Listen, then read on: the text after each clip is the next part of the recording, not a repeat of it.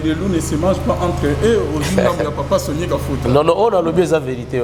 Vice-président Nangai Mantundu ayaki kokutana Nangai ayebisi ngai na sambelela ye na batisa ye lisusu atangi seri ya basali na Nzambe oyo bamemi ye na société secrète moko bazobenga yango kabale juif.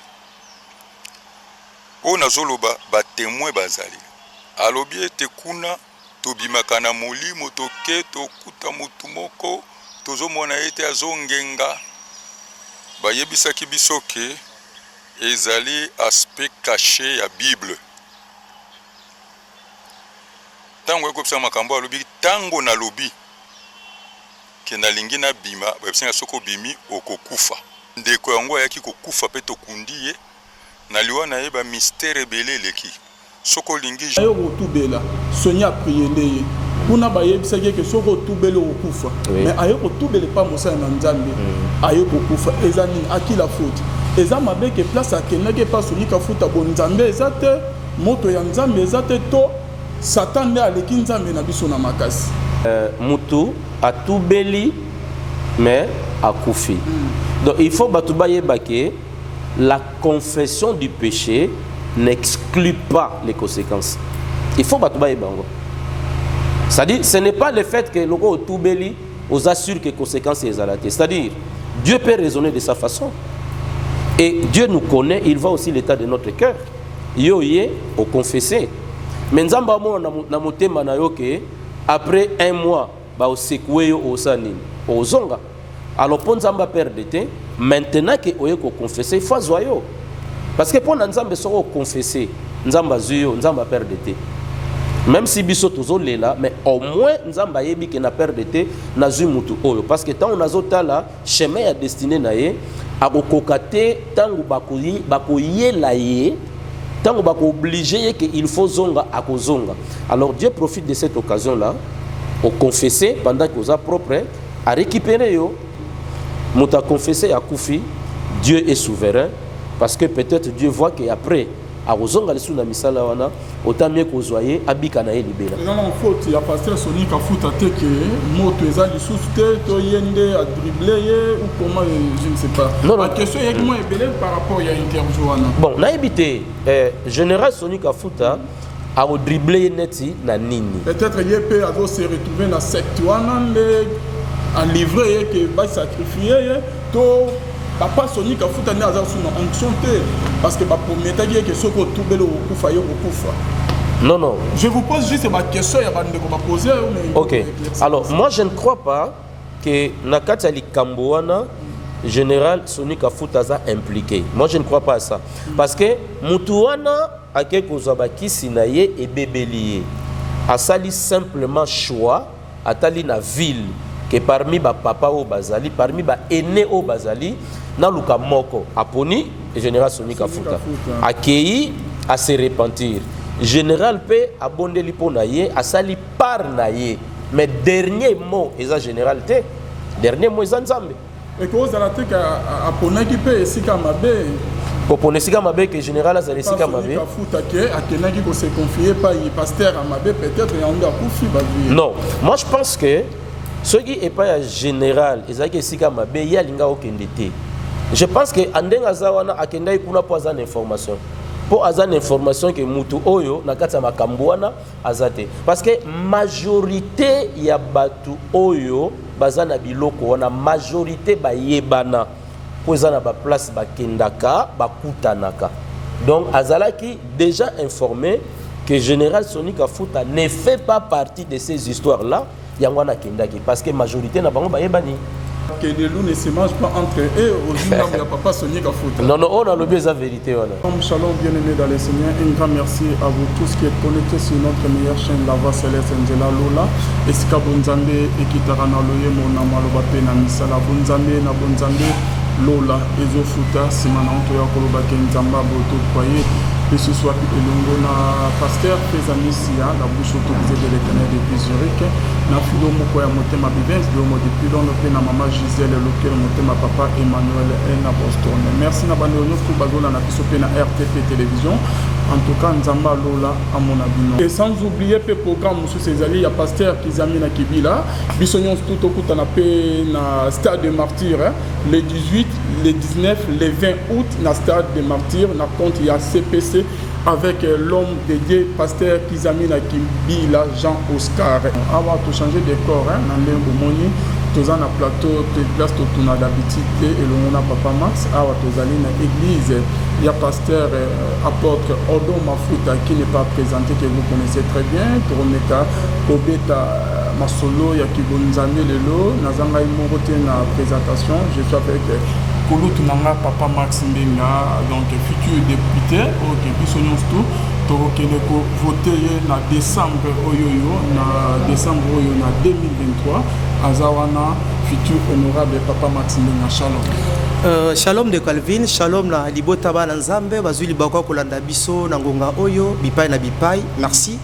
Pe na moto na Nzambe Odo Mafuta, oya yambi biso na etonga oyo azingulu akokamba, na profiter pour na représenter félicitations. Merci. Un bon cadre et l'accès eza basena Nzambe oyo bazali ko continue ko samusa na Nzambe na boyelongo badi pe misala bango ezali komona na émission lelo de Calvin to kabole on habiter mibale tena liboso to kolobela mambi matali ecclesia otozali koyoka otozali komona makambo ezali kosala pasi makambo elembisi bino makambo esilisi bino posa ko sambela yango nene tenya liboso na tenya ibale to kolobela o etali milulu minene e moto na Nzambe azali kolengela pona libota ya bana Nzambe de Calvin na peso maluba le procureur de la paix. Ah, le procureur de la paix mombo pesi kimia moto apesa kimia et la kanisete na ngonga oto zali dango e kolo na biso ezali na posa ya kimia ya solo solo na peso maluba pona mutuna ya mbo epa moto na Nzambe Odo Mafuta.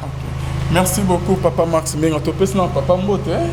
Shalom, l'homme de Dieu. Bon, shalom, papa. Bonne santé, Papa. Ouais, Nangolo Nzambe, tout va bien. Car la papa, comment porter disparu au monde. Paix, Nazali. Par contre, les temps quand même, Nazali. Ces jours aux États-Unis, les cas bien? Oui, nous, c'est le cas bien, Nangolo Nzambe. Ok, le lobanaba, oh, bah, mon nom, Kala, le loba, mon nom, papa. Bon, le loba, Isaac, Nzamba, Zaloko, Mundenge, abateli biso, abateli pebuno, bae, bozo, landa biso. Tokangamana Yesu pour lobby mokile ozala lisusuté. Voilà. Merci beaucoup Papa Max Mbenga obani na mutu ne pas papa. OK batondo mingi ndena lobine tena ya moto zolobela makambo ezoswa o ezosala passe o ezako lelisa makambo esalite oboya ko kelenda kwa Nzambe mais osala mabe basala Nzamba solo bazaina moto na Nzambe Odo Mafuta lokola ntomo na Nzambe lokola musei na Nzambe tango zotala église ya Congo l'église de mon pays l'église de votre pays ni nozo sepela nango pe ni nozo kapasi pe mawa un moment sou abengo pasteur oki solo. Voilà, merci Papa Max. Nini nazo sepela nango te na vie ya église.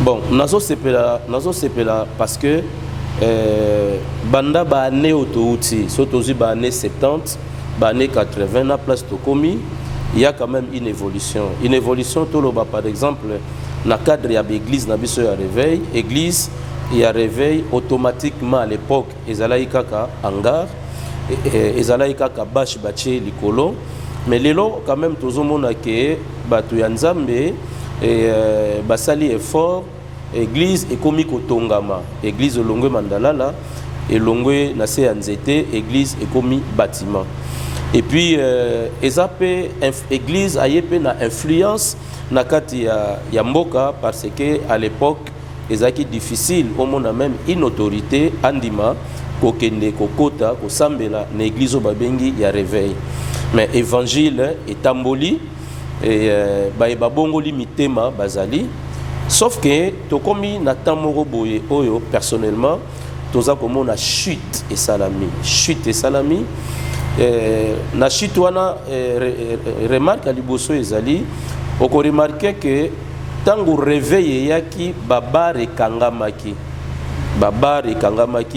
babar nde komaki ba église mais tango tozo chute tango tosali chute tozomona ke babar ezongi na mouvement koleka même ndenge ezalaki à l'époque et puis batu ya ba peuple ya Nzambe bazali lisusu kosala confiance ndenge esengeli na basali ya Nzambe par rapport na ndenge ezalaki ya liboso nde regle na ngai. Ya solo toza kaka na eteni ya liboso wana mais ndine esali ete lelo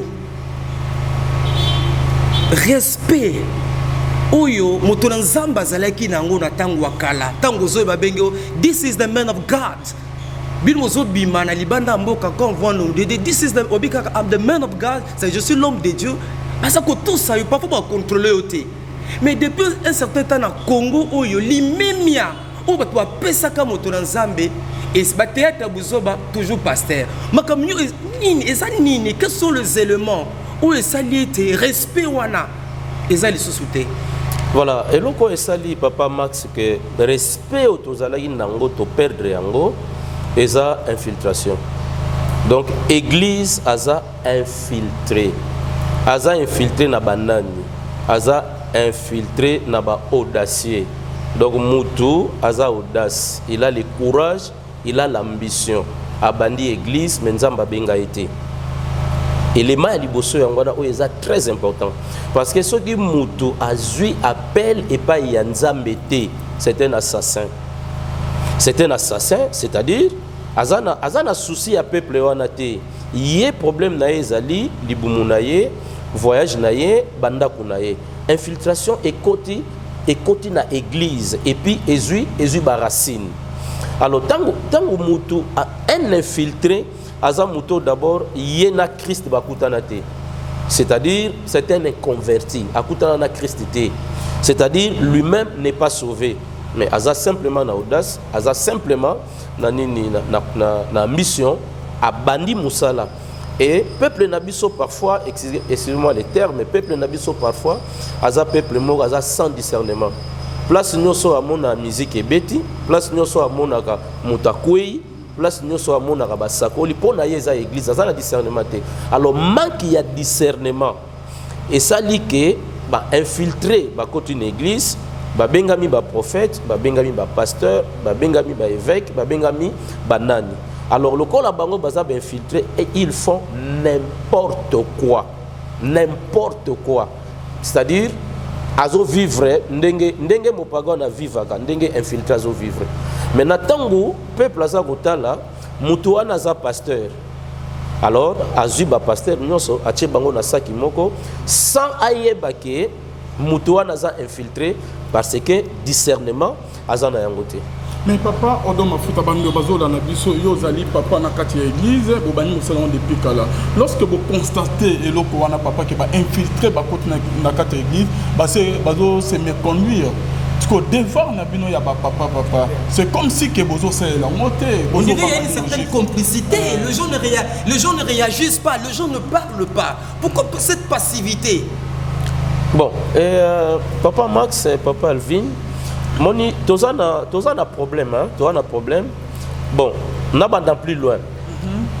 Selon constitution na biso ya mboka et mutu nyonso aza libre ya kosala église na ye. Ya kosala pe doctrine na ye. Alors soki akeye pa na l'état azana mbongo na ye afuti l'état pc mikanda a reconnaître ye parce que loi na bisonde nde yangwana donc tout le monde est libre ya kosala église na ye mais na respect ya ordre public. C'est déjà un danger. De deux, muto aza infiltré souvent ba infiltré likolo na ye muto azala te. C'est-à-dire aza ye moko. Donc il se fait comme un pape. Parce qu'il y a même des gens chez nous ici qui s'appellent des archipapes. Donc, l'ikolo naye mutazate. Alors, l'ikolo naye mutazate. Constitution, ils ont payé droit à ça la église. Pour nous contrôler mutabongo, c'est très très difficile. Maintenant, Moussala et Makasi et Pesameli Nabaïbazo Kamba Bisso, c'est-à-dire nos dirigeants. Église Nyoso, par exemple, Oyezali, église membre. Il y a RSC par exemple, il y a RSC par exemple, bah condamné RSC Bazali. Donc bangonde baza na rôle ya jouer parce que mutu wana aza infiltré mais a comme membre na bino. Lokola comme membre na bino na RSC par exemple, donc bino bokomi na responsabilité ya rolande la témoignage na ye, comportement na ye, sa façon de travailler, ce qui azali conformité na liloba nzambe azo mérité bachaye sous une action disciplinaire. Alors ce qui se ko eloko na part ya bato bazo kamba biso ezate mutu wana pe loi eza ko autoriser kaza libre ya kosa l'église na ye, ces choses vont demeurer, ces choses vont persister et ça fera toujours la honte de l'église. La honte de l'église. Merci beaucoup papa Odo Mafuta. Et dans un moment où il y a passé un anzami na temps comme on a été, a outu okufa mikolo papa. Tout le monde appelle papa wana sala ba campagne, ba séminaire, na ba triompha, na ba stade, na ba imikawa. Na ko autant comme on a été mais après liwa na papa ba réalité mingi bini. Ba collègue ne bazolo, ba famille ne bazolo, ba proche ne bazolo, ba ki pasengele mawana nzambe, ki pasteur amema ki moto ya ba pa ya na kati l'église, a travailler na ba kisi. Ayeskoka sala ba mankiona réaction ne cause neni ko un serviteur de Dieu aux auteurs de banzambe na Bible na mabo mais aux autres la paix Satan. Bon, eza regret bon, c'est ce qui fait aussi que aujourd'hui bato belé bazala na confiance te na basali ya nzambe parce que tant on a lobela qui infiltration, ça dit faut to combattre na domaine wana. Il y a des gens réellement appelés par Dieu. Nzamba bengaye abandi musala nzambe tout bonnement azo ko avancer mais à se rendre compte que azo vivre ba difficulté matérielle ba difficulté financière alors à lukia ke nzela ya facilité mais au moins azo ki appelé par nzambe donc un appelé mais égaré maintenant accueilli azu bakisi selon ye bakisi wana eza po epesa ye popularité epesa ye toute une foule epesa ye ba voyage epesa ye ba relation tout ça mais sans ayeba ke biloko wana eza nini eza koboma ye. Alors c'est regrettable mais ce ne sont pas des choses à nier parce que il y a des gens aujourd'hui au bazo travailler na feu étranger mais souka na bango ezala nini. Mais regardez ce que dit la Bible hein? Na parabole il y a bleu na ivré et na libandeko ba prêter attention. Ce qui est mauvais dans la société na biso eza que batu bakomi ko bosana pe ko nier présence ya basali ya nzambe na mokili et spécialement chez nous par exemple au Congo. C'est-à-dire dès que okutani na mutu pasteur donc au raisonner likambo moko oyo yebi pasteur moko sala ou bien simbakisi ou bien azemisa une jeune fille ba botana ye mbala moko ozipe pasteur oyo omoni wana lokola kaka pasteur o wana yo yebi. Alors faux eza mot français mais eza opposé na vrai. Jésus a pesi parabole à lobiboye mutu moko alonaki bleu na bilanga na ye. Tangu batu babandaki kolala moyini aye aloni ivré. Constat et salami que maître yo lonaki bleu mais tala ivré et boti pene ya bleu na yo ba conseiller mkolo bilanga a arraché ivré. Mais j'aime la réponse de Jésus. Jésus a dit non, laissez-les croître ensemble. Ça c'est la réaction de Jésus. Donc bleu et croître, ivre peut et croître. C'est pourquoi vous remarquez l'élo que affaire kisi, affaire cabale, affaire occultisme, ezokende. Mais erreur ce que ça épargne na mutu oyo a servi nzambe dans les bons, yépe au lieu pe na côté na ye asala pe effort ya ko continuer na malamu. Ye azozonga sima et bato yo ba baby bazolinga ba baby ça ba o batikali.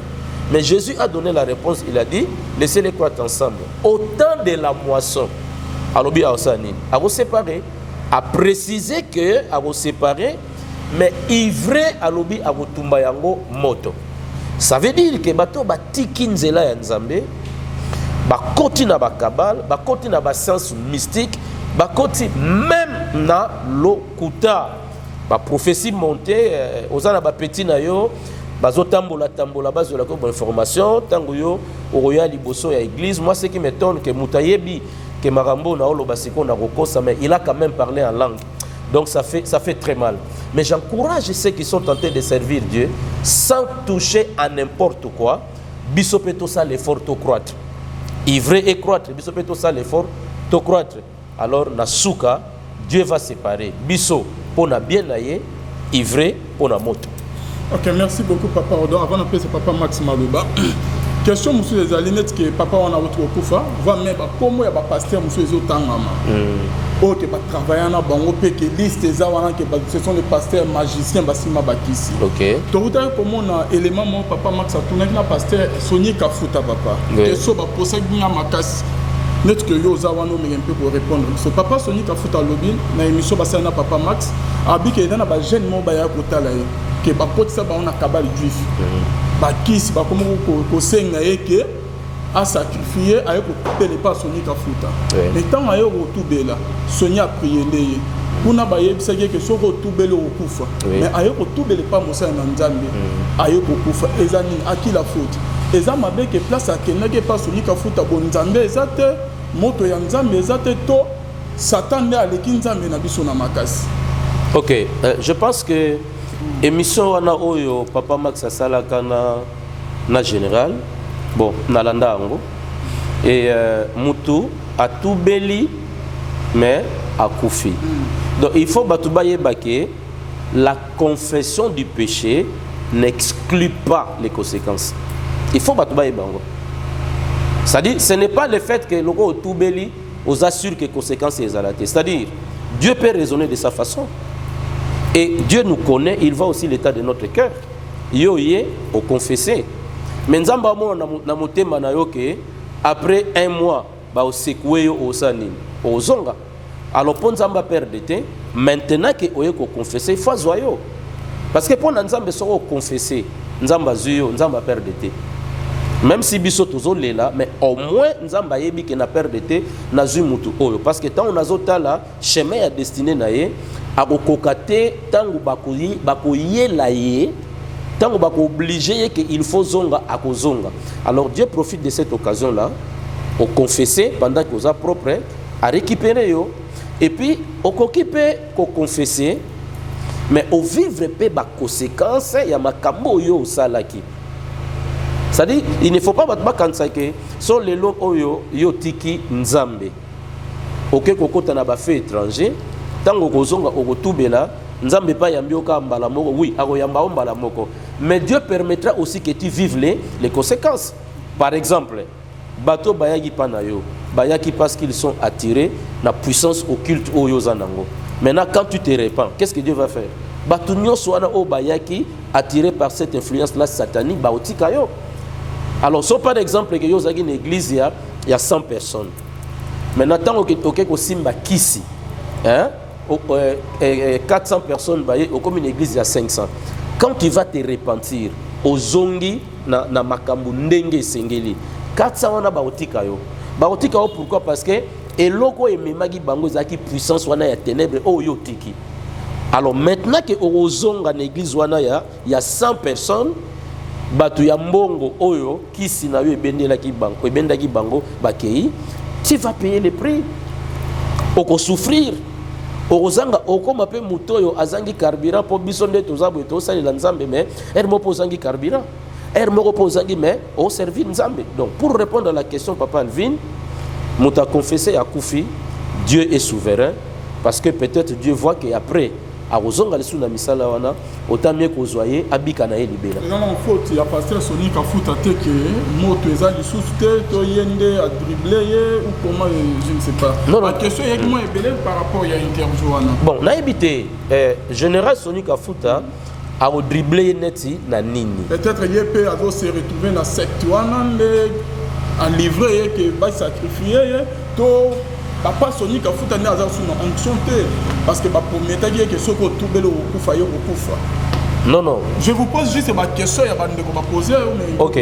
Alors moi je ne crois pas que nakati ali kamboana général Sony Kafuta za impliqué. Moi je ne crois pas à ça parce que mutuana ake kozaba kisinaye et bébélié. Asali simplement choix atali na ville que parmi ba papa au bazali parmi ba aîné au bazali na luka moko aponi et général Sony Kafuta akei à se repentir. Général P abondé liponaye a sali par naye. Mais dernier mot, eza général T. Dernier mot, eza nzambe. Et que vous avez dit à Ponaki P, si Kamabe. Pour Ponesika Mabe, que général a sali Sika Mabe. Non, moi je pense que ce qui n'est pas général, ezaki Sika Mabe, il y a linga okendete. Je pense que Andenga Zawana akenda ikuna po azan information.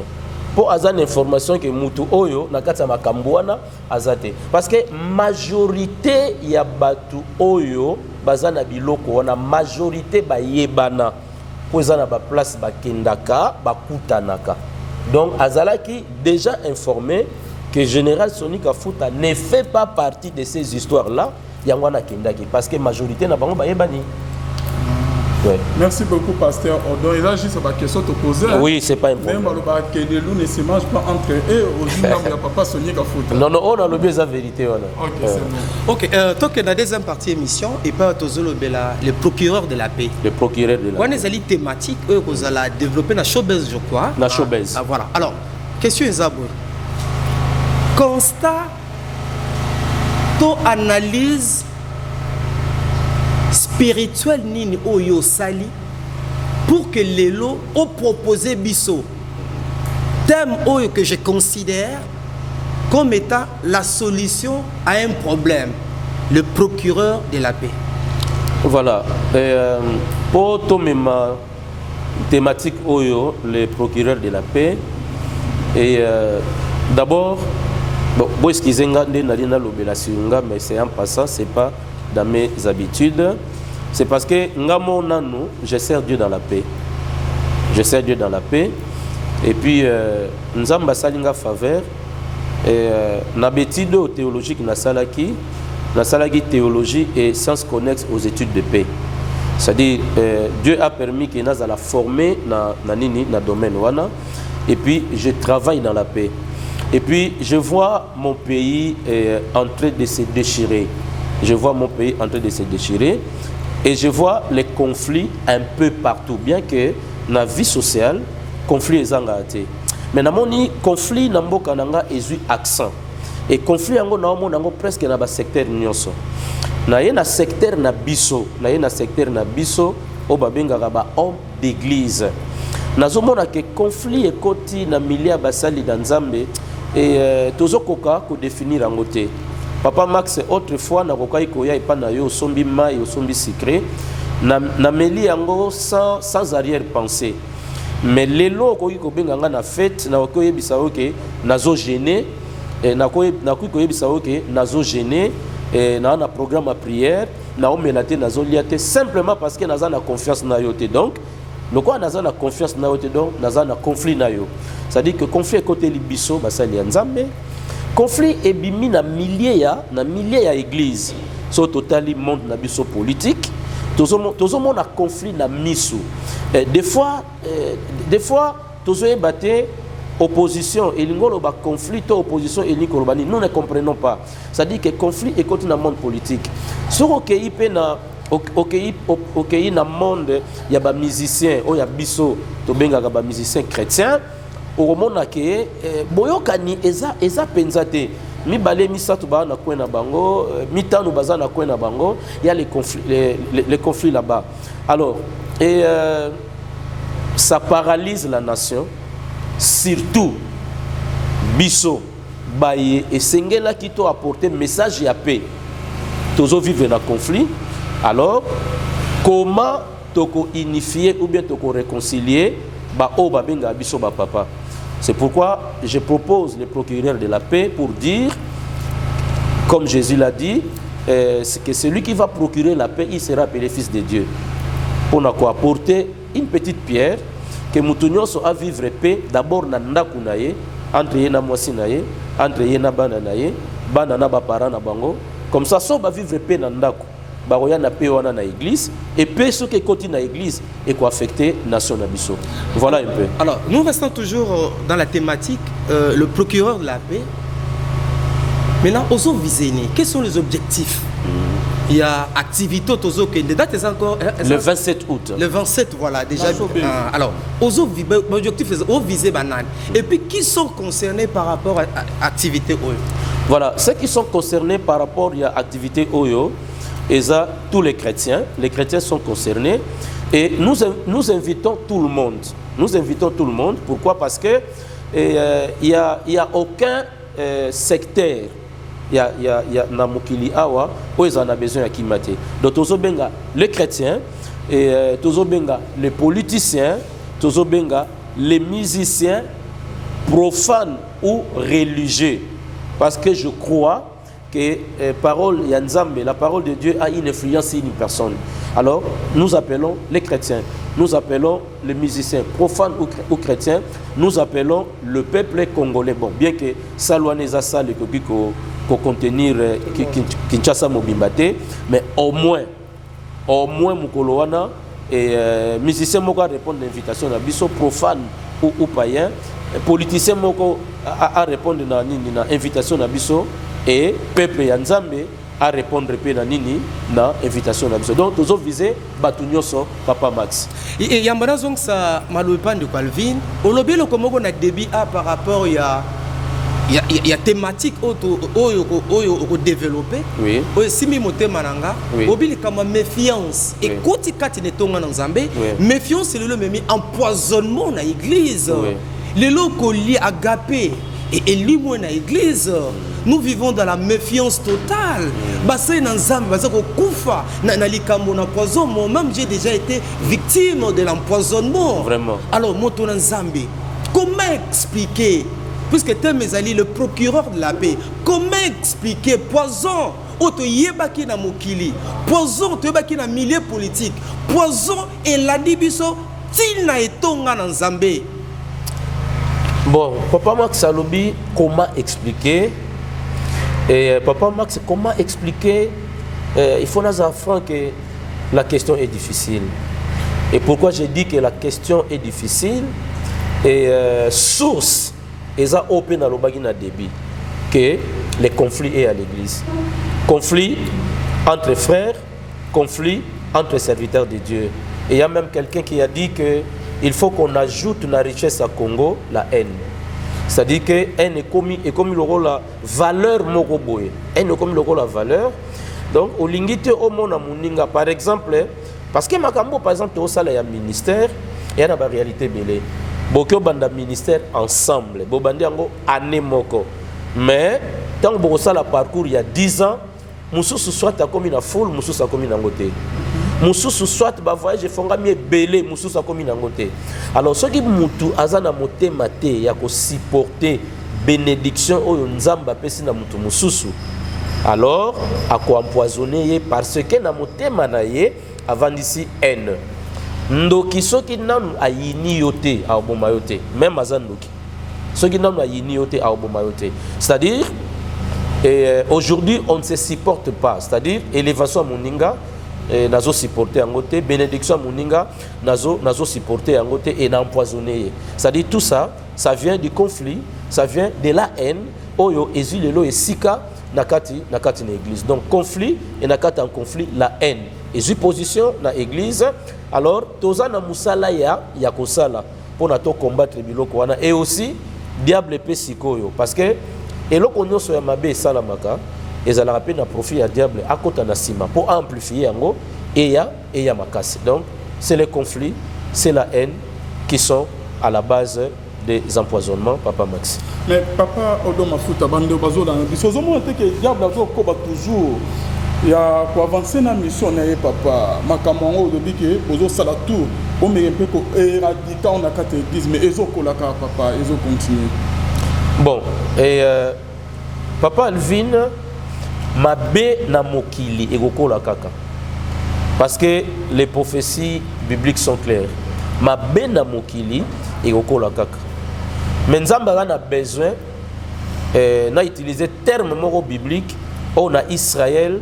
On a parlé des restes, les restes. C'est-à-dire, dans l'histoire d'Israël, Israël a bandai ko pengwa, azotika nzambe, azokota na idolâtrie, histoire, il y a Dieu des balles au Yébi. Mais il y a eu des gens où Dieu appelait les restes.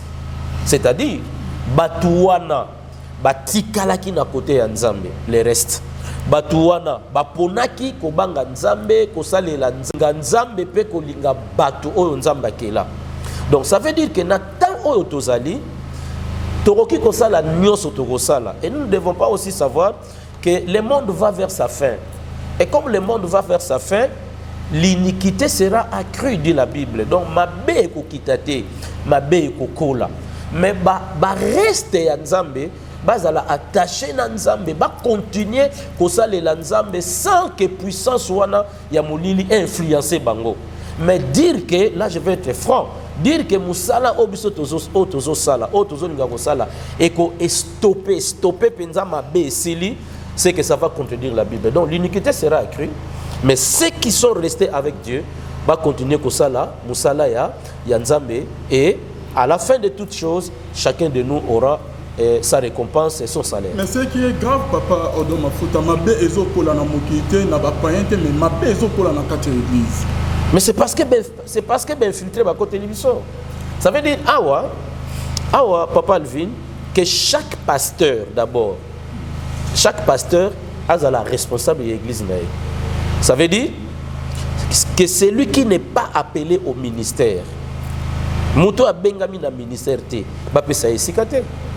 Parce que c'est pourquoi moi j'ai toujours dit à mes enfants à l'église que ceux qui ont l'ambition ya osala la Nzambe pona kitunga, tu vas mourir.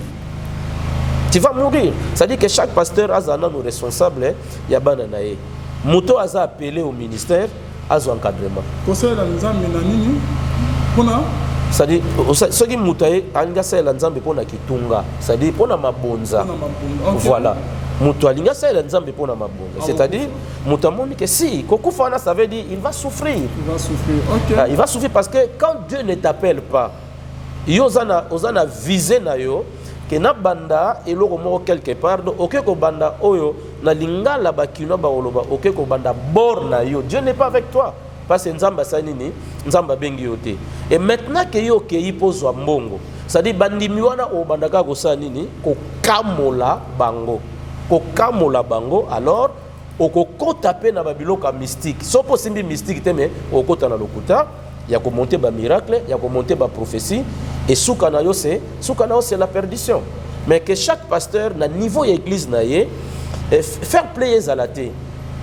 Moi no abengamité na ministère ya parole, abengamité na ministère ya parole, même après ça nga mbongo na kopesa ye esikate na ministère ya parole. O yaza diacre, azala diacre, o yaza intercesseur, azala intercesseur, mais quant au ministère, il ne faut pas donner la place à ceux qui ne sont pas appelés.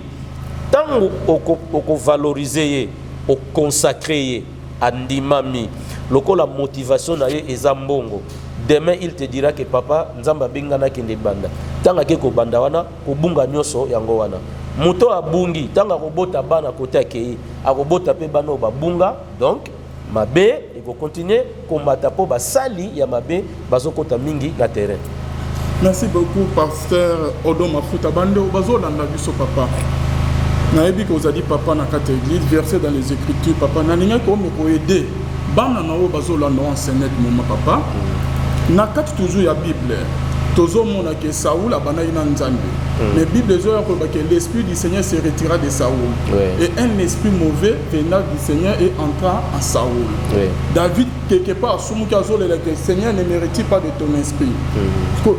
Ba oyo lobi que molimo discernement ezate ba brebis belé bazo bunga papa o me ko aider biso Samuel ayeba yeke non Saoul a pengwaki molimo Nzambe eza sur katina été Paul peut à se retrouver quelque part moni prophétesse Mobo qui était animé na esprit à Python azo sakola Paul ayeba yeke non eda esprit Nzambe te ya Python papa o me ko kotalisa biso na kati église corps de Christ bananya o molimo ise tika bango bazali ba comment animer na esprit mauvais katina bango banani c'est-à-dire Natangelo ba kombo na bango, j'ai pas compris la question. Autant mateme ko aider ba brebis o bazolanda biso. OK. Ako lo mabisika wana. OK.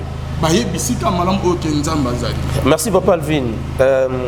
Nate akaboye bipayo na sala musala Nzambe. Il y a des choses sur lesquelles il ne faut pas croire. Chrétien, il y a des biloko o esengeli ondima. Mais aux en a besoin de preuve. Tout comme les en a biloko esengeli ondima parce que nous sommes un peuple qui vit par la foi. Et ce qui moutou aux demeurer dans une église. Et dans cette église que tu demeures, tu n'as pas aux en a discernement. Il faut moutuna noa. Moi je conseille ceci pour aux la membre oye pananga na centre évangélique la main de Dieu samedi oye ko sambela. OK, bondela na nzamba la kisayo bisiko koti est-ce que za yango? To za yango te. Parce que et pas na biso za loyenge. So moni bato ebele OK, bato ebele za mabete. Na bato ebele nzamba akozala, na bato ebele pe nzamba akozala te. Na bato mukie nzamba akozala, na bato pe mukie nzambe akoki kozala te. Alors mutu na mutu za d'abord na discernement ne sika oyo azo sambela. Pona siko ba o ba na mulima disi appuyer na nzambe atalisi ete ba osala nini. Il y a des choses qu'on peut comprendre par intelligence. On appelle ça par exemple la foi et l'intelligence. Et Papa Alvin, oye pananga, nga na sambelaka, mbongo ebima batu na poche. Il faut douter nango. Avec l'intelligence, il faut douter nango. Faut douter comment? Parce que ceux qui nzamba gomi kopesa batu mbongo, ndenge wana, azo détruire parole na ye. Bon, exemple il y a Pierre na kata Bible papa. Exemple il y a Pierre. OK. Pour faire d'un texte biblique une doctrine, il faut un texte à 5. Ah bon? Il faut 5 textes. C'est-à-dire, il y a souveraineté à Nzambe, démonstration, il y a puissance à Nzambe. Jésus a dit que ça, batubaye banani oyaza. Donc, azomo na même na se ya mai mbongo na kata munoko, ya mbisi o nani achagi, o yemoko achena na miracle na ye. Mais Luka ba texte dans la Bible, ça combien? Alors, ce qui mutalinga ça la toute une doctrine sur verset moko, azan erreur. La doctrine doit être soutenue dans 5 versets. Remarquez très bien Makambuno sur les actes doctrinales. On retrouve ça un peu partout dans la Bible. Le Saint-Esprit est Dieu. Luka va verser au ezolobela que le Saint-Esprit est Dieu. Et belé. Luka va verser au ezolobela que Dieu existe. Et belé. Luka va verser au ezolobela baptême. On a autant wana ezaba doctrine. Et belé. Luka va verser au ezolobela que Jésus a kozonga. Et belé. Mais un seul verset ne peut pas formuler toute une doctrine. Alors, tant qu'on a il faut douter. Il faut comprendre que place où on a ça, il y a place malamouté et tu dois te retirer de là. Donc, ce n'est pas mauvais pour un chrétien qui se retire d'une église où il y a jugé que Awa, Nzambazate, Biloko, nous faisons un montage. C'est pas mauvais. On a un peu Orange Money. Ce qui on a prié, il y a une unité. Na téléphone. Unité. Ça veut dire que il faut société wana pototanga ba kombo ate ba pesi biso mbonga publicité et il faut na société wana oyo yozoli ba unité. Il faut ba remarquer que ba perdre. Il faut pas remarquer que ba perdre la comptabilité na bango réellement parce que wana eza biloko spiritualité. Là c'est la comptabilité. Il faut pas remarquer que to perdre par exemple 1000 unités, tozoye baté ba unité wana ke wapi. Bon, Batouana qui place ma PC information qu'ils ont perdu des unités. Maintenant, il y a une unité où il y a un téléphone et où tu côté ni. Et ça montage. Et ça simplement dans un petit nanga moboya, il y a confiance. Je peux dépenser $50. Batindi ba unité pas il y a ba numéro il y a ba ndiminanga, nazana ba numéro na bango. Natindi ba unité sans bango bayeba. Et un moment je prenais le courage de dire que le Seigneur vient de faire quelque chose. Quel bon contrôle ba nini ba téléphone na bino wa contrôle na zu 200 tout ça ngamo na yebi makambo na sali. Mais Dieu ne peut pas faire ça abanda ko pesa biso mbongo. L'argent nous le trouvons dans le travail. L'argent nous le trouvons dans le travail. Pour on appelle ça papa Max Maloba, bam PC papa, bam misélé qui était pendant la délivrance, c'est pas aussi biblique. Et nous, c'est le KTMPC. D'une manière rare, Dieu est souverain. Parce que je ne suis pas là pour tout nier. D'une manière rare, et Kokiko Salam, que ba sambeli mutu et l'oro moge bimiena et bimiena nzoto. Oui, ba sambeli mutu et l'oko bon. Na ministère nanga na mona ngote. na ministère nanga non na mona ngote. Mais si c'est toute une formule, non, je voudrais dire c'est ce que comme système que na délivrance nanga il faut muta sanza eloko na délivrance nanga il faut eloko ebima na nzoto mutu. Là eza sous makambo ya nzambe te parce que les démons ce sont des esprits, ils sont invisibles. Toyoka bango koloba na kata batu meto mona bango te. D'une manière rare ça peut arriver, mais ce que ça système que la délivrance nanga il faut muchopia bima, il faut nine bima, là ça devient suspect. Alors moto nzambe tozonga na activité puisque to ke malembe na sous émission. Ça va se passer comment? Immédiatement, nabi ke molimo mo santo za ndenge pa memela rabiso na ba mayangani. Le 27 wana tanto za la showbuzz. Ebongi sa mindenge nini mpe na lingo mekampe kokota na moi mozindo ya activité yango. OK, na mozindo ya activité et la première chose c'est que nous apportons l'évangile de paix et nous voulons enseigner au peuple ya Nzambe que Jésus a lobaki heureux ceux qui procurent la paix car ils seront appelés fils de Dieu. Au total isabana nyonso Nzambe ke yoza procureur ya paix bisika nyonso zali mema kimia na famille na église et même na mboka mema kimia. De deux tozala paix na service ya consécration. Dieu nous a convaincus de consacrer nos chantres, de consacrer quelques prédicateurs, les gens qui travaillent avec nous.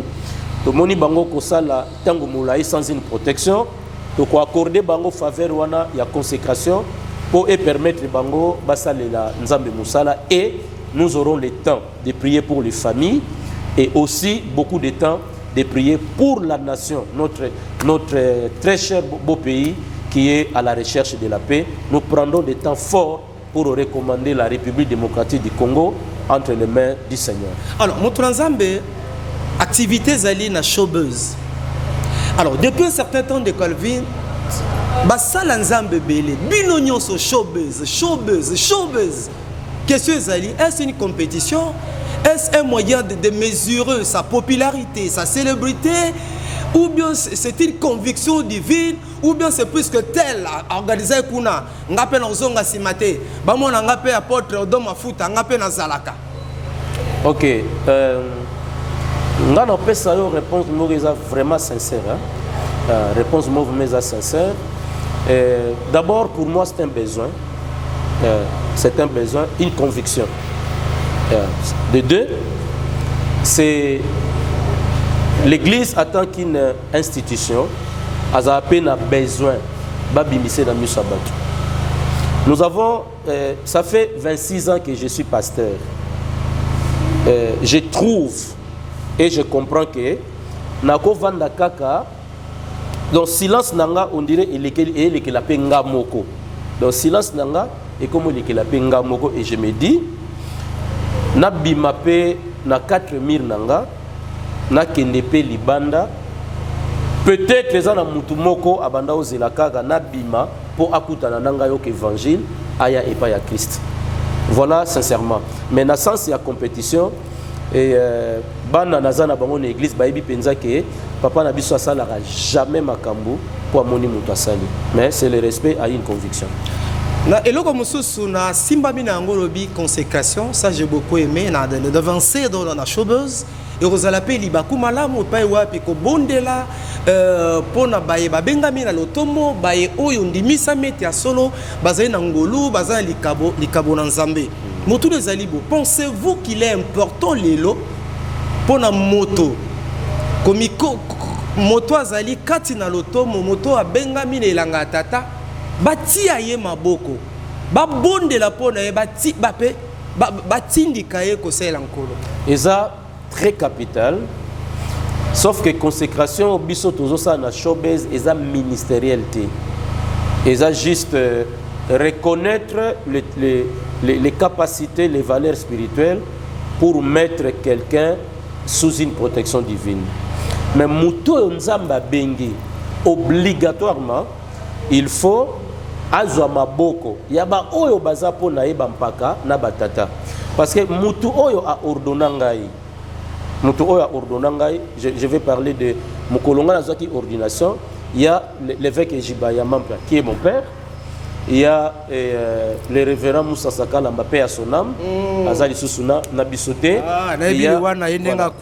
Voilà, il y a aussi le pasteur Papa Félix Kabala. Le fait que Bango Bachanga Maboko, Naza Soumi na Bango. C'est-à-dire, Naza Moano, Nazo Ndima, Kenga Nabuyuko Vanda, évêque Ejibaya Mampla, Azo reproché la pona makamna sali. Et ça peut koedenga parce que des fois, il faut qu'on banga Nzambe Nanzela Moutou. Tu es dans les messieurs, tu ne fais pas n'importe quoi parce que y a son asaliboy et ça na bateau bagoya baza pona ngai ba papa et bateau ba kimaka kozwa consécration pas ya bateau souvent balinga baza la libre ou alors akepa mutu moko boy mutango ayebi na yo ayebi yete mais parce que ezali kambo ya agopesa enveloppe na ye ba tcheli maboko mais c'est très important que quelqu'un soit soumis au monopole.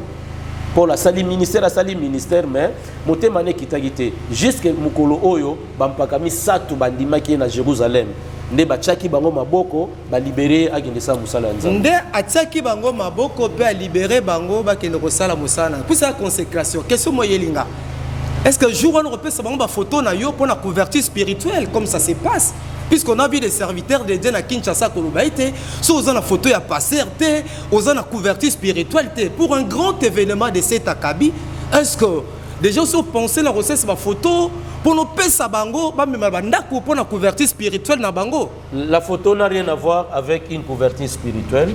Moi na cause la photo nanga simplement parce que je suis son père à Linginga. Mais ça n'a rien à voir avec une couverture spirituelle. Vous avez aimé la matière à Baninga? Non, non, non. Nous avons aimé la matière à Baninga, mais na lobby, que la photo n'a rien à voir avec. Pourquoi contradiction? Baninga balobi en opé na médias holandais dans les réseaux sociaux. Azali ko insister, à lobby même que ezana bato bazali na ba photo na ye. Et ba mona loboko na Nzambe Satan alingaki abunde mabelingaki la bango ma cause ya photo ya papa. Mais bazo lobiko comment hôtel mais la baninga oui avant de pas répondre tu peux cet exemple totanga combo ya Sonic et pourquoi zo autant que pasteur à le kotanga ba te a créé polémique te mais là juste pour la plus de précision te a créé polémique te na lingité pasteur on a quand ça qui na répondre malam na répondre sana yeba ezanani là c'est mieux oui bon en tout cas en fait makamto ça les makambo nzambe nous devons être sincères. Nous devons être sincères. C'est-à-dire, il y a des choses que Dieu fait, il y a des choses que Dieu utilise. Je suis un homme équilibré. Moi, j'accepte et je crois que mon diminanga cause un problème. Hein? Na conviction na ye, nga kuna na zate. Hein? Azu photo nanga simba le papa nzambe o yaza musali na yo na ina vivre miracle. Nga na yebite. Ayelingai témoignage on attend na salaki bolikambo salamaki. Moi je ne vais pas l'encourager que continuer comme ça lango. Non non, je vais l'empêcher que le col de salami dans une conviction lobby comme ça nini. Ko bandela yangote parce que protection divine tozokango et pas ya nzambe. Et non pas nanzela ya photo nanga. Là vraiment excusez-moi, je suis désolé que la photo n'a rien à voir avec la protection divine. Ok, papa, donc, tu as baninga mingi. Question moyen d'inga pena posée sur l'église, ministère paye à papa, na bano bazo la nabiso papa. Ozo bimisa basa na nzambe lele, net ko ozo beta disolo oyo toujours papa. C'est juste un peu mais un peu pour la réponse que vous t'es pas non mon être aux vivant papa. Oui. C'est comme si que basa ne plie pas basa banana oyo to bimisi. Au laxi ba on de la nzambe. Ceux qui va commis na point que ba ke no salle l'église soit que ba ke au salle et tonga na bango ba lomo e pa ina yo na mo e bandeli wana pour eza la raté entre yo na bango pourquoi après boya ko kana sima oh ezane ndenge ça mara na comment na yebi pourquoi ah donc net que nada na sama kolono oui nazo travailler pas non oui na como linga ke na sala net que bord na ngai pe église na nga OK ba période wana courir le karaté ah ezana nini donc ozana quelques exemples na moni c'est le niveau mais na boga autant pe ba kombo OK baza mi balé to mi sa oyebi mwana nyonso place a évolué soki alingi bima moi koninga nizala kaka. Et pourquoi? Et koninga nizala kaka d'abord ba fidèle au tozana bango balingaka toujours ba bimisa ke moi na naza mabe yangwana alinga sani Eloko. alinga kende et bah n'importe quoi et ça la dine et l'Obama mais quitte à yoza la prudent attaque papa ou encadré sorti à mwana o alobi que non nazobima église nangai et vous allez jamais na communauté samedi il faut qu'on encadrer il faut qu'on bonde la peau nae a qui ne continue musala nzambe mais ayeba que yo papa ozali. Il est vrai que nous avons connu des problèmes comme ça mais le problème on a to connaître ngo eza ezo uta penser pas nangate ce sont les fidèles da fidèles ne ba comprendre que et pas banate pardon et pas banato et pas noté ah ko uta pas ya bana na pourquoi on a posé question bon moi na cause na incompréhension par rapport ya appel na moi na cause na incompréhension par rapport ya appel na peut-être bon on appelle son exemple yozo diriger cellule mais nzamba yebisi yo que cellule wana et comment église d'accord mais na ngai siko naza papa na yo na comprendre que so na garder mwana o longtemps o nazo benga lelo cellule église nga nazo kamba lobby ekozala église o ya zo kamba église yango eza na communauté na ngai te donc il faut na aider yo to na ko aider yo to comment na ko permettre yo okende to longola mbala moko kombo wana ya samedi to bonde la pona yo okende ko sala musala nzambe selon vision o nzamba pesi yo au moni place wana ba incompréhension et ça nini ekobima mais ngai attaque papa na ko encadrer mouvement wana nyonso jusqu'à ce qu'on vanda kimia relation d'angana yo et ça malam. OK, merci beaucoup papa. Et là, mission na biso théâtre sur là prochainement, na ngaka qui n'a posé question. Merci. Parce que ça na 3 bana na o na yebi. Oui. OK, na yoka ba masolo wana. OK. Maman ko pa voyager boy déjà dans sous ça. Merci beaucoup papa. Odo mafuta, question ya sou que ça toujours makamezo ça na église hein. Bible zo ba que venez à moi vous tous qui êtes fatigués et chargés, je vous donnerai des repos. Mais na kati église en bandimi ba komi ko ya papa, ba komi ko conditionner bango lobi ko na bango na mbongo. Pour que vous la béni, pour que vous délivrante, pour que vous voyage au bala, tinanon bombo, pour que vous mabota, tinanon 1500, 800 $. Comment vous trouvez ça, papa? Bon, je vais dire Nabato Baolanda Bisoke à Kinshasa, en particulier, en général dans la République démocratique du Congo, il y a des serviteurs de Dieu qui ne font pas ça. Bazali et Bazali pe Mukiete. Bazapé et Belé. Parce que le problème c'est que Bazo juge Biso Basal Nzambe par rapport il y a quelques étiquettes. Alors que Basal Nzambe Baza et Belé, Oyope Bakinois, Bayebite. Il y a des gens qui ne font pas ça. Il y a des gens au Bazo Sala délivrance, Oyo Baza Osambi la pona Batu, sans Basenga Batu, Mbongo, Bazali. Mais au Bakoti na domaine wana ke po monanga, il faut au foot affiche. Bon, en tout cas, nous allons comprendre que les démarches sont wanate. Mais ceux qui ne le font pas, au bazon di ma biso ton di mata mutaye na bureau boye, au prier pour na mutuana. D'abord quand il vient, na ne loka osenga yote parce que pour yo pesanga, il faut nzamba toucher mutema na. Ezana batumso yambi na bureau, alinga telema azu 1000 francs. Je parle de 1000 francs. Je parle de 1000 francs. Azu 1000 francs que papa offrande nangai. Ozu muso appelle sur 500 francs. Ozu muso appelle sur 5 $. Muso appelle sur 10 $. Nzambe ko pambolo papa, nzambe ko pambolo pa mutu mususu appelle sur 100 $. Na volonté na bango. Et batupé ya bongo baza ibele. Je voudrais que le peuple congolais à mon akate que nyoso na Kinshasa za ko beba malamu ezali susute. Non, il y a des hommes d'église, il y a des hommes de Dieu qui gardent encore le feu de Dieu, qui sont restés avec Dieu, qui sont tentés de servir Dieu. Mais je vais dire, Papa Alvin, ce sont les serviteurs difficilement soutenus.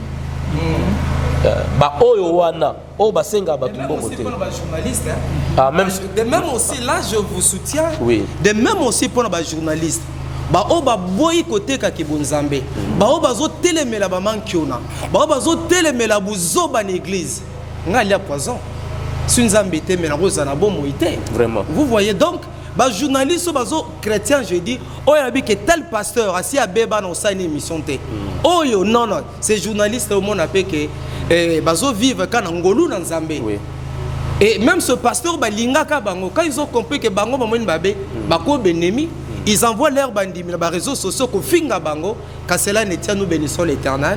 Et puis on a profité que si on a plus de comme dans la souka, ça synthèse et activité, qu'est-ce que le peuple de Dieu peut retenir par rapport à l'événement? Ah, ça là on a souka. Ok. Ça là on a souka. Ok. Na bande de Koloba. Il y a encore des hommes de Dieu Voilà, donc il y a Oh, encore. il y a Et puis je souligne que Baza est belé. Ça c'est vrai. Bazali est belé. Peut-être que vous découvrez Bangonam. Ils sont là. Aye na bureau na ye, ayambi même à 30-20 personnes, à 5 mutelo ote. Mais na kati ya batuana, ba oyo nzamba simbi parce que yana batumsu ba koli hein, ils sont aussi enseignés. Ayebi que je vais voir un homme de Dieu, papa Nangai, il prévoit quelque chose de son gré, Bazali. O basenga batumbo ote, o ba futsara batu ba consultation prophétique té. Bazana bango ebele. Nous devons faire confiance que Dieu n'a pas perdu.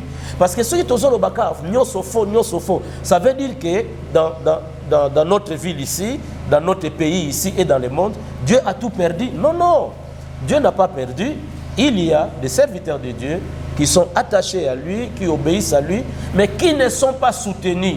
Parce que c'est comme si dans Kinshasa, comme on dit, il faut que ça. Il faut que ça. Et papa Nzamba lobi ni pona ngai, Nzamba lobi lobby yom torokoma président ya Congo. Nde au sepeli. Alors que on a lobby pona ça là au plaisir. Mais ceux qui prophétisent selon Dieu, ils sont là. Ceux qui sont charismatiques selon Dieu, ils sont là. Ceux qui sont attachés, qui obéissent à Dieu mais qui souffrent, hein, ils sont là. Donc il faut toyer, bah s'il y a les faux, il y a aussi les vrais serviteurs de Dieu qui sont en train de servir le Seigneur. Merci beaucoup, papa Odon, apôtre Odon Mafuta. Merci na bando nyonso bazola na biso to komi na suka papa. Question ya suka ezali karake. C'est comme si plus pas ba pasteur église de réveil Mikolo papa. Bozo la kisasu bandimi kwate. Bokomo la kisabandi. Ole ke bola kisabandi elongi nzambe bozo la kisabandi loboko nzambe. Une fois que soyi mondimi aye azui libala, azui musala, akimi na azo luka susu pour générer. Pourquoi système on a papa? Ok, papa Alvin, réponse à la peuple na o na uti koloba que batu bazo juger basali ya nzambe à partir ya quelques étiquettes au bazo mona na YouTube na télévision. Il y a des hommes qui prêchent la repentance jusqu'à aujourd'hui. C'est rare, hein, papa? Non, non, non, il y en a. Il y en a. Problème est ali, hein. Et Moutounio sauté à Zolekana YouTube. Moutoupenio sauté à Zolekana la télévision. Moutouta yebi. Au moni, bon, ça pensa contexte on a été, mais na mekolo bango ka po ipesa moi sens. Tango Eli abandai ko kansaza ye mokonza mbebisa yeni. Afsé que non naza encore na 7000 et 7000 wana pe bafuka melanani. Balete. Voyez, Dieu a ses serviteurs qui prêchent l'obéissance, la sanctification, les retours de Jésus, l'intégrité. Ils sont là. Mais Batunde bayebi bangote. Donc Batu, Bazota laga, Oyo Bango Bazomona, et Bazo juger toute une nation, comme le Congo ici, à partir, il y a poignée, il y a mouké, Oyo, Bazomona, na télévision, Bazomona, na réseaux sociaux. Mais il y a des serviteurs de Dieu qui travaillent et qui prêchent sur la repentance, le retour de Jésus, la sanctification avec insistance. Ils sont là. Ouais. Tout s'attend papa Mkolongo. Bon, voilà, le 27 août 2023, à partir il y a 14 heures, le 27 août 2023, à partir il y a 14 heures, tu as Showbiz, bon, koyoka liloba nzambe, pona kobondela pona mboka na biso, kobondela pe pona mabota, parce que kimia elukamake pa ya mutu nyonso. Hébreux 12 14 Bible lobby, rechercher la paix avec tous et la sanctification, sans lesquels personne ne verra le Seigneur. Sotali version ozomona, o luka sanctification, o luka paix la sanctification, ce qui biloko ami balé ezate omona nzambe te. Na façon na la nzambe na yebsara mutu te. Bon, je ne peux pas faire la publicité à Nzambe Rosala. Que ceux qui ont yé au Rosoaboy. Non, non. Na yebite ni Nzamba Rosala mukolo wana. Parce que programme Esaïe, mais Batubaya, Oyokali Loba Nzambe, Batubaya ko participer to adorer Nzambe, Batubaya ko participer na prière munene auto Rosala pour na mboka et puis pour na mabota. Oui. Guérison, solution à pas problème. Oui. Non, non, que moi je ne peux pas promettre mutu guérison. Nako promettre mutu miracle té. Mais et si ka batu basangani na kombo Yesu après ça va mutu na mutu selon ba besoin na yi. Voilà, mais je ne peux pas na ko sala ngolo la promesse te loko les ngai nde mutu na obikisa ngai nde mutu na kosakola. Mais na lobi toya na présence nzambe nzambo ayi ba besoin na biso ako répondre na ba besoin na biso na oyo toza kozela ye asali na biso. Contact na papa pour na ba oyo nyonso bazana pour ça ba précision. Voilà, contact na biso toza na plus 243 99 99 29 538 plus 243 99 99 538 biso tozali centre évangélique La Main de Dieu en sigle samedi tozami na Lokolama numéro 10 na commune ya Kasavubu entre Éthiopie na Gambela.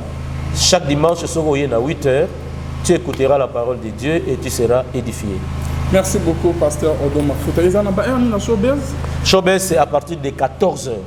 Merci. Bisognon tout au Koutana. On a bisopé équipe Mobima ya Lava Céleste pe na bandeko tout travail na RTP to Zalawana na Showbiz le 27 août à partir de 14h. Toya Koluka Elongi Yanzambe et sans oublier le programme sous ces alliés, il y a pasteur Kizami na Kibila Bisognon tout au Koutana pe na stade de martyrs le 18, le 19, le 20 août na stade de martyrs na compte il y a CPC avec l'homme dédié pasteur Kizami na Kibila Jean Oscar et na pasteur Bostra Bameko de l'église La Bonne Sémence de Paris Azana Biswawa Torokutana le 31 juillet le 5 août dans centenaire et Sikaneni pasteur Charles Bostra Bameko de l'église La Bonne Sémence de Paris Torozalana et wana le 31 juillet le 5 août dans centenaire à partir il y a 14h peu Tobosa na programme te papa il y a les 27 na Showbiz au côté Koloba. Non, non, Tobengi Bananzambe Bayebele, Ngana Rosala, c'est un grand événement, le procureur de la paix. Tozana Momoyo, RDC Zana Kuningana, na réussi Toki, mais la Raipana Yeso, mon père Sinakimia, vraiment c'était une grande activité. Oto Bengi Bipai na Bipai Boya, Motono Nzambe Odoma Futa, c'est parmi les rares serviteurs de Dieu Oyo. Bazako Tamwan Rubanga Nzamba, Kotamwan Rubanga Nzamba, réserve. Biso toza bato to mi PCMI na cas d'investigation et somo ngana ko sala émission na moto c'est pas l'argent na boyi bambongo belé à mabe so na sala émission na moto c'est na confiance na moto wana et nous prions que Nzamba sungaye abeba na nuté lokola pasteur Roger Molé. Merci beaucoup Bonzambe na Bonzambe Lola Ezo Futa Simana Toya Koloba Nzamba Boto Poye les sous soit finalement ça se retrouve à la prochaine page. Bye. Ouais. Tout s'attend Nani Papa Mkolongo. Bon. La synthèse la séminaire. Voilà, le 27 août 2023 à partir il y a 14h. Le 27 août 2023 à partir il y a 14h Toya na Showbiz. Bona koyoka liloba Nzambe. Pona ko bondela pona mboka na biso. Bondela pe pona mabota parce que kimia et lukamage pa ya mutu nyonso. Hébreux 12:14 Bible lobi rechercher la paix avec tous et la sanctification sans lesquels personne ne verra le Seigneur. So tali version ozomona o luka sanctification o luka paix na sanctification ce qui biloko ami balé ezate oromona omona Nzambe te. Na façon na sala la Nzambe na yebsa mutu te. Bon, je ne peux pas faire la publicité à Nzambe Rosala. Que ceux qui ont yé au Rosoaboy. Non, non. Na yebité ni Nzamba Rosala mukolo wana.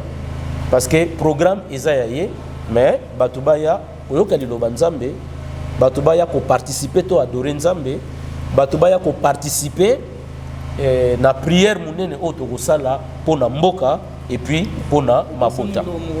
Oui. Guérison, solution, il n'y a pas de problème. Oui. Non, non, que moi je ne peux pas promettre mutu guérison. Nako promettre mutu miracle. Mais et si kabatu basangani na kombo Yesu apesaka mutu na mutu selon ba besoin na yi. Voilà, mais je ne peux pas nako sala ngolo la promesse te loko les ngai nde mutu na obikisa ngai nde mutu na kosakola. Mais na lobi toya na présence Nzambe, Nzambo ayi ba besoin na biso. Ako répondre na ba besoin na biso na oyo toza kozela ye asali na biso. Contact na papa pour na ba oyo nyonso bazana pour ça ba précision. Voilà, contact na biso toza na plus 243 99 99 29 538 plus 243 99 99 538 biso tozali centre évangélique La Main de Dieu en sigle samedi tozwami na Lokolama numéro 10 na commune ya Kasavubu entre Éthiopie na Gambela. Chaque dimanche soir à 8h tu écouteras la parole de Dieu et tu seras édifié. Merci beaucoup, pasteur Odoma Futa. Showbiz, c'est à partir de 14h. Merci. Bisogna tout kutana. On a bisopé équipe Mobima ya la voix céleste pe na bandeko to travailler na RTP to Zalawana na Showbiz le 27 août à partir de 14h. Toya Koloka Elongi Yanzambe et sans oublier le programme sous ces alliés, il y a pasteur Kizami na Kibila bisognon tout au coup na stade de martyrs le 18 le 19 le 20 août na stade de martyrs na compte il y a CPC avec l'homme de Dieu pasteur Kizami na Kibila Jean Oscar et na pasteur Bostra Bameko de l'église La Bonne Sémence de Paris Azana Biswawa Torokutana le 31 juillet le 5 août dans centenaire et Sikanini pasteur Charles Bostra Bameko de l'église La Bonne Sémence de Paris Torozalana et on a le 31 juillet le 5 août dans centenaire à partir il y a 14h peu Tobo ça na programme papa il y a les 27 na Showbiz au côté Koloba. Non, Tobengi Bananzambe Bayebele, Ngana Rosala, c'est un grand événement, le procureur de la paix. Tozana Momoyo, RDC Zana Kuningana, na réussi Toki, mais la Raipana Yesu, mon père Sinakimia, vraiment c'était une grande activité. Oto Bengi Bipai na Bipai Boya, Motono Nzambe Odoma Futa, c'est parmi les rares serviteurs de Dieu Oyo. Baza Kotamwa Nrubanga Nzamba, Kotamwa Nrubanga Nzamba, réserve. Biso toza bato to mi PCMI na cas d'investigation et somo ngana ko sale mission na moto c'est pas l'argent na boyi bambongo belé à ma B sur na sale mission na moto c'est na confiance na moto wana et nous prions que Nzamba sungaye abe bana nuté le la pasteur Roger Molé. Merci beaucoup Bonzambe na Bonzambe Lola Ezo Futa Simana Toya Koloba Nzamba Boto Boye les sous soit finalement ça zo ça biso qu'on se trouve à la prochaine bye.